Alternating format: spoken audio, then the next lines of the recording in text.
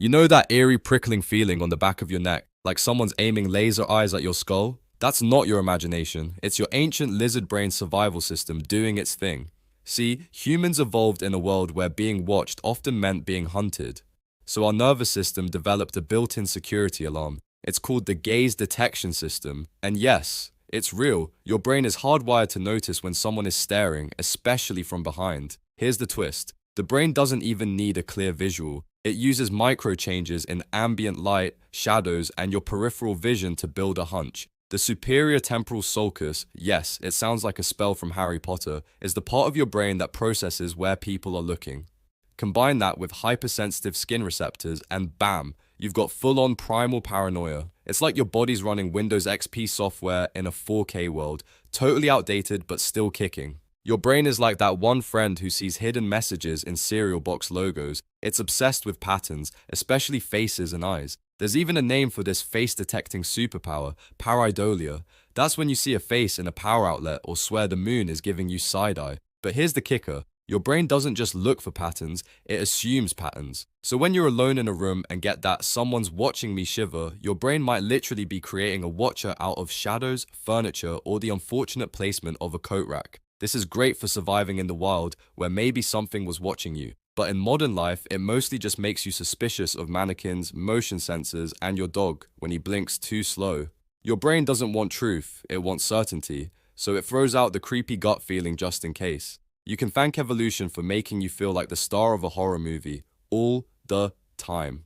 Okay, so your brain comes equipped with mirror neurons, tiny little copycats that help you understand what other people are doing, feeling, or thinking. They're great for empathy, but also for freaking you out. Let's say someone across the room glances at you for a second too long. Your mirror neurons light up like a crime scene, simulating their intention in your brain. Basically, you're not just noticing their stare, you're living it as if you're them, staring at you.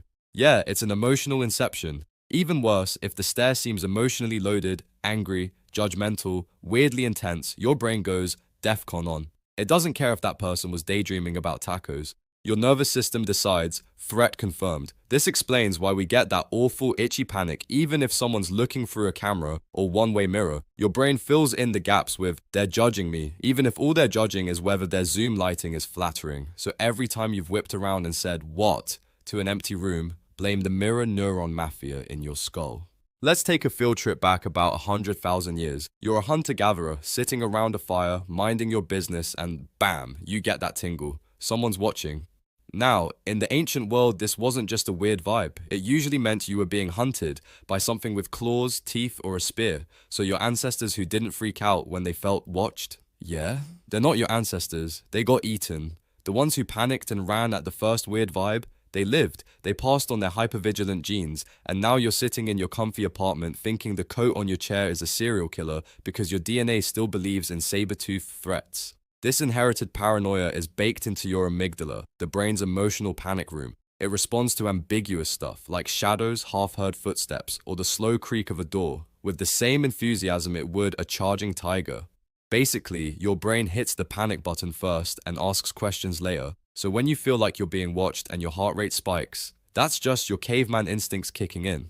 Welcome to the Evolutionary Anxiety Club. We've got jackets, but don't stare at them too long. They might stare back. Let's shift from cavemen to concrete walls. Ever notice how just knowing a camera is watching you makes you act different? Straighter posture, less nose picking, maybe even a pretend phone call if you're walking alone. That's not your ego, it's something psychologists call the panopticon effect, named after a super creepy prison design where inmates could never tell if a guard was watching them. The result? Everyone behaved as if they were being watched 24/7, just in case.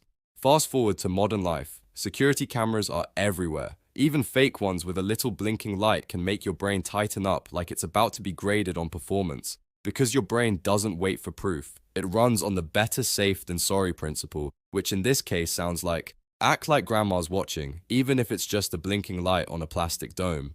Basically, your brain's logic goes, if a camera could be watching, assume it is. Forever. Great for reducing shoplifting, terrible for your blood pressure. Imagine waking up, but you can't move. Your body's frozen, your chest feels heavy, and you swear, you see something in the room, a dark figure, watching, waiting, maybe even sitting on your chest like a goth gargoyle. Congrats, that's sleep paralysis, one of the creepiest biological glitches your brain can throw at you. During REM sleep, your body naturally paralyzes itself so you don't act out your dreams, but sometimes your brain wakes up before your body does, and things get real weird, real fast.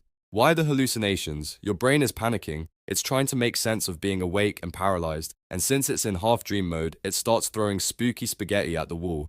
Paranoia, shadows, footsteps, whispering. And thanks to your overactive amygdala, these hallucinations almost always feel threatening.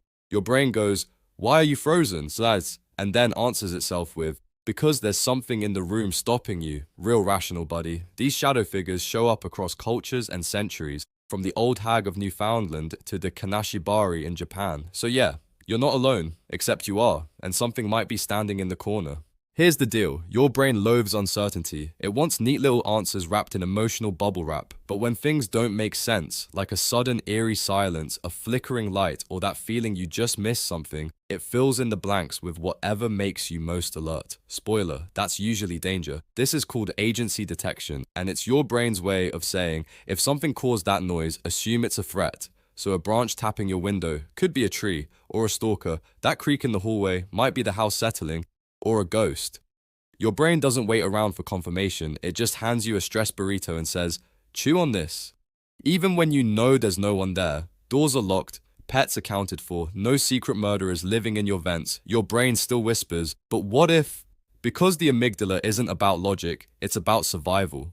So if you're ever home alone and feel that slow rising panic for no real reason, that's your brain writing its own horror script, casting you as the main character and deciding the killer is already inside. Okay, let's be honest, sometimes the paranoia isn't so irrational, because in the modern world, there's a non-zero chance that someone is watching you. Whether it's CCTV, smart doorbells, your neighbor's ring cam, or the 73 tracking cookies silently following your online shopping spree, you are being watched. A lot. In fact, studies have shown that people behave better when they think they're being observed, even if it's just a picture of cartoon eyes on a wall. We've literally trained our brains to behave for the invisible audience, like Truman in The Truman Show, minus the paycheck. And let's not forget those delightful tech features like People You May Know, that somehow recommends your ex's roommate's cousin after you thought about them once. Coincidence? Or was your phone listening? Legally no. Creepy feeling-wise? Absolutely. So yeah, your prehistoric paranoia did get an upgrade. Now it runs on Wi-Fi. The next time you feel like someone's watching you, it might not be a ghost or your own nervous system playing tricks. It might just be your webcam. Or Jeff from IT. Hi Jeff.